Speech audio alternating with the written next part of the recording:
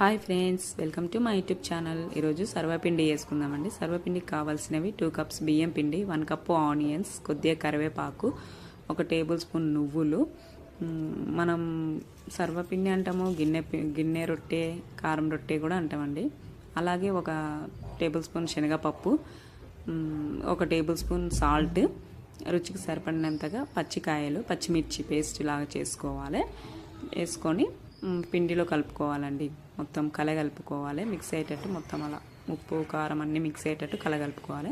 తర్వాత కొద్దిగా వాటర్ వేసుకుంటూ పిండిలాగా కలుపుకోవాలి. మొత్తం అట్లా కలుపుకొని కొంచెం ముద్దలాగా తీసుకొని ఒక బాండీలో 2 టేబుల్ స్పూన్ ఆయిల్ వేసి ఆ పిండిని పెట్టి అట్లా అప్పలాగా ఒత్తుకోవాలండి. బాండీకి చుట్టూ అలా ఒత్తుకున్నాక మధ్యలో రంధ్రం పెట్టి మళ్ళీ దానిపైన 1 టేబుల్ స్పూన్ ఆయిల్ వేయాలండి. ఆయిల్ వేసి మనకు మంచిగా కాలుతుందండి. ఆయిల్ వేయకుంటే అది ఆయిల్ ఎక్కువనే ఉండాలి కొద్దిగా, అలా ఉంటేనే కాలుతుంది మంచిగా. వేసినాక ఇంకో బాండీలో కూడా అలాగనే చేసుకోవాలి ప్రిపేర్. నేను 2 బాండీస్ తీసుకున్నాండి. 2 బాండీస్ అయితేనే మనకు మంచిగా అవుతుంది. ఒకటి కాలుతుంటుంది, ఒకటి మళ్ళీ ప్రిపేర్ చేసుకోవచ్చు.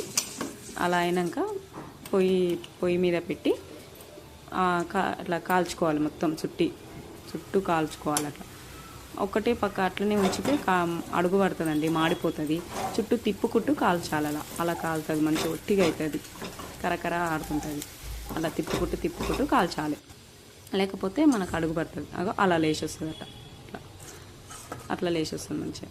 తర్వాత దాన్ని ప్లేట్లోకి తీసుకొని మామిడికాయ చట్నీ అన్న పెట్టుకోవచ్చు, పెరుగుతోటి అన్న తినవచ్చండి, అది మన ఇష్టం. బాయ్ ఫ్రెండ్స్, నా ఛానల్ నచ్చినట్లయితే షేర్ చేయండి, సబ్స్క్రైబ్ చేసుకోండి. బాయ్.